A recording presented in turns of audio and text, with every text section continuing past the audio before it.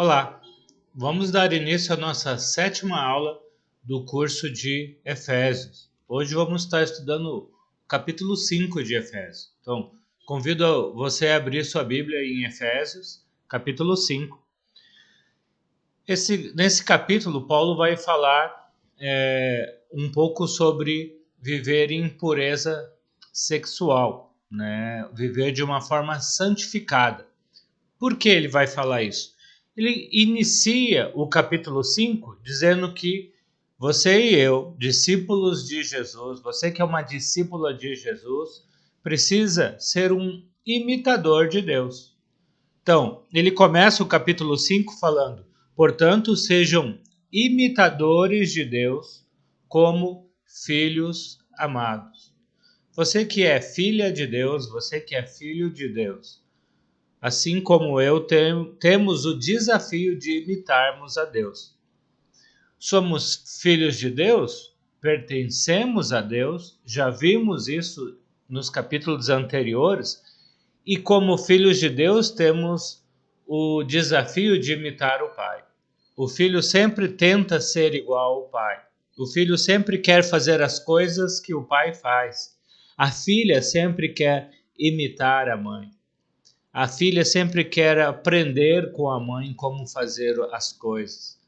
Então, a Bíblia vai falar que Deus, como nosso Pai, quer que o imitemos. E a melhor forma de imitar a Deus é imitar a Jesus. Jesus falou que Ele é o caminho, a verdade e a vida. Ninguém chega ao Pai senão por Ele. Então, a melhor maneira de sermos imitadores de Deus é ser imitador de Jesus. E o que Jesus fazia para que possamos imitá-lo? Versículo 2, o apóstolo Paulo fala: vivam em amor, como também Cristo nos amou e se entregou por nós como oferta e sacrifício de aroma agradável a Deus.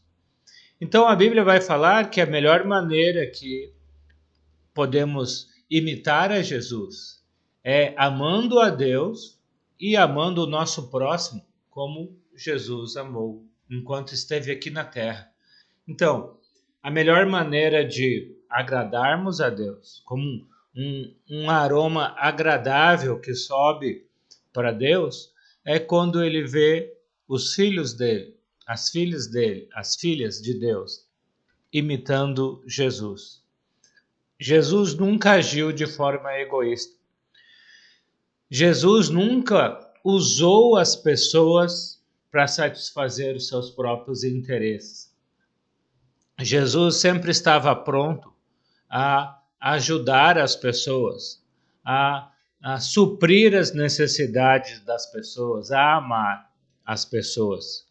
Por isso, Paulo, no versículo 3, falando do amor de Jesus pelas pessoas, mostra que quando alguém vive em impureza sexual, a pessoa não está amando nem a si mesma, nem respeitando o próximo. Por isso ele começa agora no versículo 3 a falar de viver uma vida santa, assim como Deus é santo. Ele fala assim: entre vocês não deve haver nem sequer menção de imoralidade sexual, nem de qualquer espécie de impureza, nem de cobiça, pois estas coisas não são próprias para os santos. Se estamos separados do pecado, se somos santos, se não estamos mais vivendo no pecado, por que vamos voltar para o pecado? E o pecado mais difícil de qualquer ser humano lutar contra ele são pecados sexuais. Paulo usa 3 palavras aqui relacionadas à impureza sexual. Ele usa imoralidade sexual, a própria palavra impureza e cobiça. Vamos dar uma olhadinha nessas 3 palavras? Então, na impureza sexual acontece o egoísmo, a falta de amor falado nesse capítulo. Uma pessoa acaba usando a outra pessoa apenas para satisfazer os seus desejos sexuais. ao invés de amá-la. Parece que hoje no mundo, o mundo normalizou a impureza sexual, normalizou a fornicação, o adultério, a lascívia, mas as pessoas não entendem que essa falsa liberdade, na verdade, tem tratado o próximo como um objeto, como uma laranja que você toma todo o suco e joga o bagaço no lixo, como um copo descartável que você toma água e joga o copo no lixo. Por isso, a imoralidade sexual é uma perversão do amor que Deus idealizou para o homem e para a mulher. A Bíblia não diz que o sexo é pecado. A Bíblia não fala que quando o esposo e a esposa estão tendo relação sexual, eles estão em pecado. O sexo não foi criado com a intenção de ser algo pecaminoso. Como tudo que Deus criou é bom. E dentro do propósito para qual Deus criou, é proveitoso e lindo. Porém, como tudo que Deus criou fora do propósito de Deus, torna-se algo nocivo, torna-se algo perigoso, torna-se algo que leva à morte. Então, todas as coisas foram criadas com um propósito. Eu posso pegar um avião, por exemplo, encher de pessoas dentro desse avião e levar de um país para outro.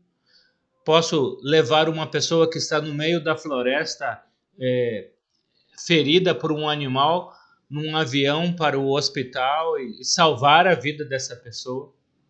Como eu posso pegar esse mesmo avião e usar para jogar bombas na cabeça de pessoas inocentes? O mesmo objeto pode ser bênção ou maldição. Pode ser usado para abençoar vidas ou para destruir vidas. A imoralidade sexual, a impureza fazem isso. Como eu já disse, Paulo usou 3 palavras aqui para falar da impureza sexual. A primeira foi imoralidade. A NVI, Paulo começou lá no versículo 3 falando de imoralidade. Se você está lendo na Almeida, Revista e Atualizada, a palavra usada é impudicícia. Talvez não é uma palavra que você ouve com muita frequência, né? Mas no grego original, a palavra era porneia. Porneia se refere a qualquer tipo de sexo fora do casamento. Fornicação, ou seja, sexo entre solteiros, adultério, homossexualismo, ou seja, qualquer coisa fora daquele propósito para qual Deus criou. A segunda palavra que Paulo usou aí no versículo 3, que as Bíblias traduzem como impureza, é a catarsia. Essa palavra grega quer dizer imundície. Jesus usou essa palavra quando disse que as pessoas que estavam vivendo em pecado era como um túmulo, que você olha por fora, está pintado com cal, está aparentemente florido, bonito, mas dentro daquele túmulo tem o quê? Coisas podres. Um cadáver em podridão. Um cadáver em decomposição. Quando a pessoa está vivendo sexualmente impura, por fora parece que está tudo bem, mas espiritualmente a pessoa está vivendo em pecado. A última palavra que ele usou, que as Bíblias traduzem como cobiça, dá a ideia de alguém que vai fazer qualquer coisa só pensando em satisfazer a si mesmo. Pleonexia. Mesmo que as pessoas que estão ao meu redor saiam prejudicadas, o importante é eu satisfazer os meus desejos, as minhas vontades. A Bíblia chama isso de cobiça. Fala, puxa, isso não parece que está relacionado à impureza sexual. Mas essa é a ideia que a Bíblia nos mostra quando fala de imoralidade sexual. Que quando alguém pratica o sexo não dentro do propósito do prazer do esposo e da esposa, apenas como algo que dura uma noite, as pessoas estão usando as outras. Por mais que elas não se sintam assim, estão satisfazendo sua própria cobiça. Então, por isso, Paulo usou essas palavras, porneia, a catarsia e, finalmente, pleonexia, para mostrar que o sexo é um presente de Deus para o esposo e para a esposa. Porém, não podemos usá-lo fora do propósito, porque vamos causar a nossa própria destruição. Quantos lares estão destruídos hoje por causa de adultério? Quantos lares estão destruídos hoje porque começaram tudo errado, com uma gravidez indesejada ou uma série de outras situações? Que Deus então nos mostre o que é vontade de Deus e não os ensinamentos desse mundo.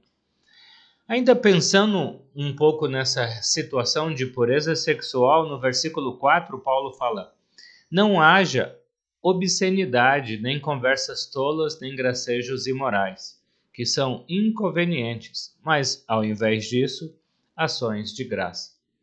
Em Hebreus, capítulo 13, versículo 4, a Bíblia fala: o casamento deve ser honrado por todos, o leito conjugal conservado puro por Deus, pois Deus julgará os imorais e os adúlteros.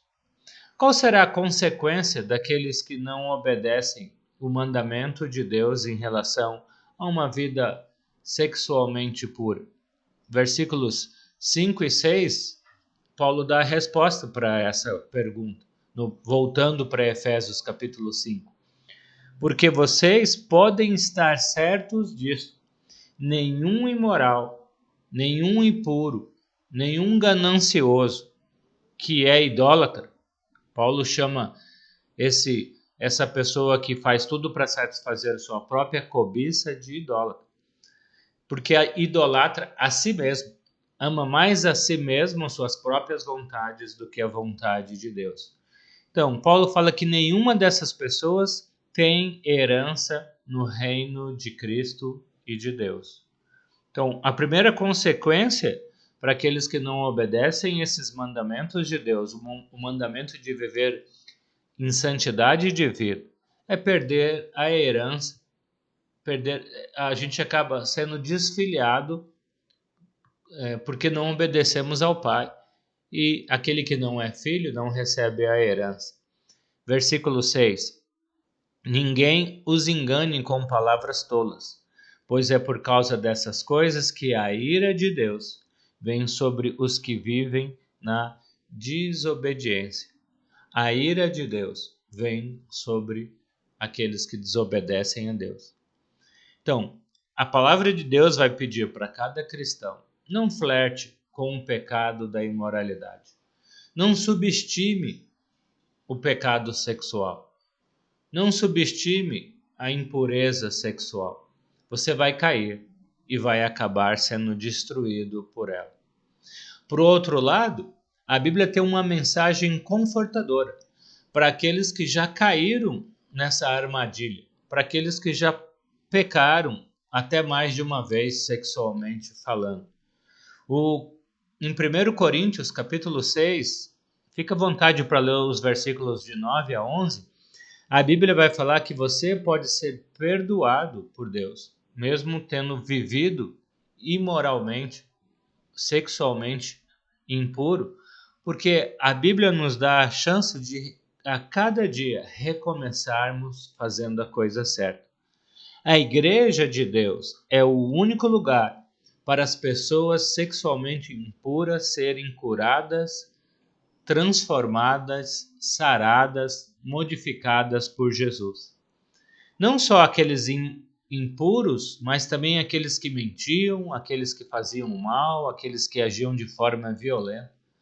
A igreja é um grupo de ex-mentirosos, ex-malfeitores, ex-briguentos, ex-impuros, que abandonaram esse pecado e estão lutando dia após dia para viver afastado de todos os pecados que destroem não só a nossa vida com Deus, mas também a nossa vida para com o próximo. Então, que Deus nos abençoe para que possamos viver vidas sexualmente puras, para a glória de Deus e para o nosso crescimento espiritual.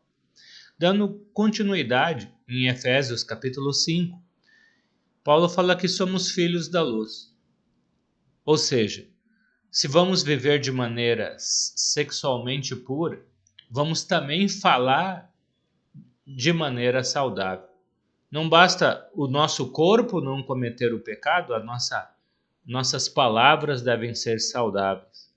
Paulo enfatizou a vida sexualmente pura, agora ele vai falar que nossas palavras devem ser para edificar uns aos outros. Então, ter uma vida santa é uma vida de luz. Esse mundo está nas trevas. A única maneira das pessoas encontrarem a saída é através da luz. Você e eu somos desafiados a viver na luz. Eu convido você, se quiser pausar esse vídeo e ler com calma os capítulos 5 de Efésios, versículos 8 a 13. Paulo vai falar nesse contexto como você e eu somos filhos da luz. Sendo filhos de Jesus, sendo filhos de Deus, você é filha de Deus, você é filha da luz. A luz é tão necessária no momento de trevas.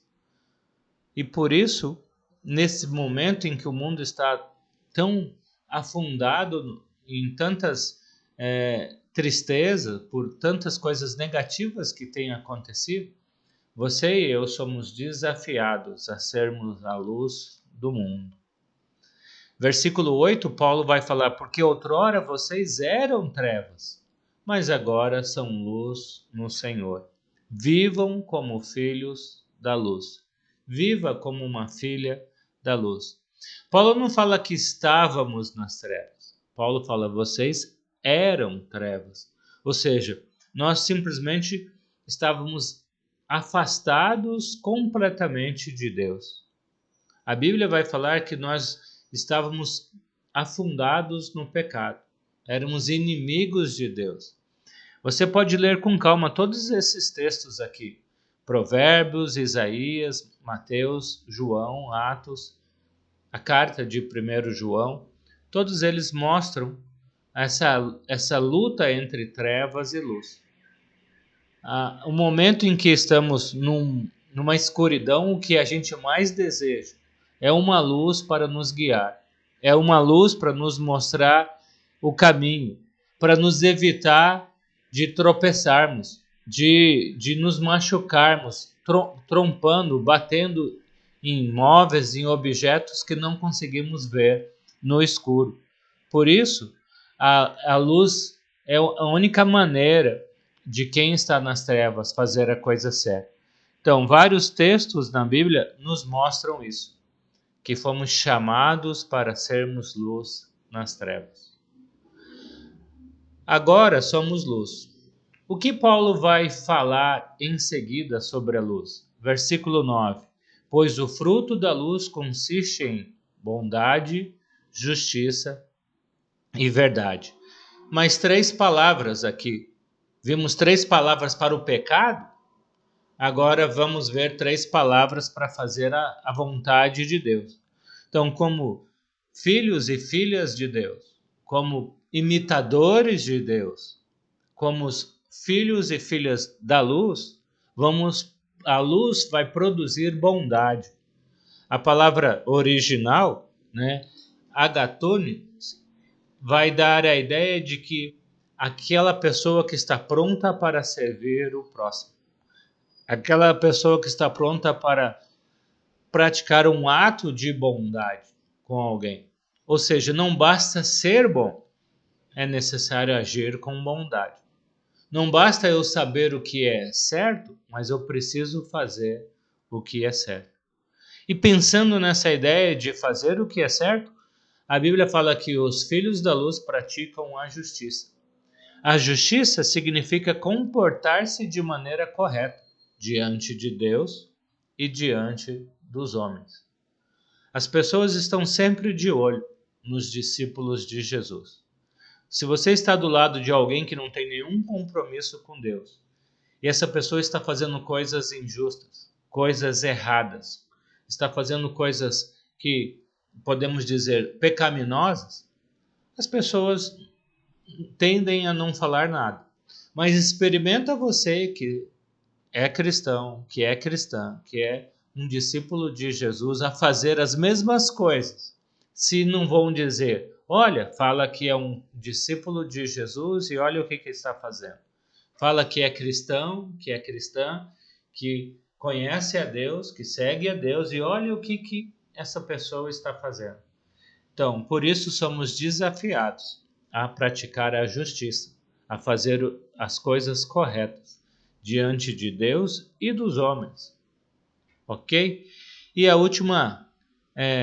último ponto aqui, Paulo fala que a luz produz a verdade. Então, isso quer dizer que precisamos viver o que pregamos. Não apenas sabemos o que é certo, mas vamos viver de maneira correta. Não basta falarmos as coisas corretas, precisamos viver as coisas corretas. Os filhos da luz fazem o que é bom, praticam a justiça e a verdade, para agradarem a Deus e para se ensinar o mundo que está nas trevas a sair das trevas e vir para a luz. Versículo 10, Paulo ainda fala: aprendam a discernir o que é agradável ao Senhor. Então, a luz busca fazer o que agrada ao Senhor. No caminhar com Jesus, você e eu vamos aprender que existem coisas que Deus não gosta e que nós gostamos. Precisamos aprender a não gostar das coisas que Deus não gosta. Porque Ele não gosta pura e simplesmente porque quando Deus não gosta de algo, é porque aquilo mais cedo ou mais tarde vai nos levar à morte. Mais cedo ou mais tarde vai nos levar a cair. Precisamos aprender a abandonar as coisas que desagradam a Deus. E nesse caminhar com Deus, nesse caminhar na luz, vamos aprender que existem coisas que Deus gosta, que Deus se agrada e que nós não gostamos tanto assim. Precisamos aprender a gostar das coisas que Deus gosta. Porque à medida que calibramos as nossas vontades com a vontade de Deus, estamos cada vez mais separados das trevas e cada vez mais próximos da luz. Por isso, no versículo 11, Paulo continua dizendo: não participem das obras infrutíferas das trevas. Antes, exponham-nos à luz, porque aquilo que eles fazem em oculto, até mencionar, é vergonhoso. Mas tudo que é exposto pela luz torna-se visível, pois a luz torna visível todas as coisas.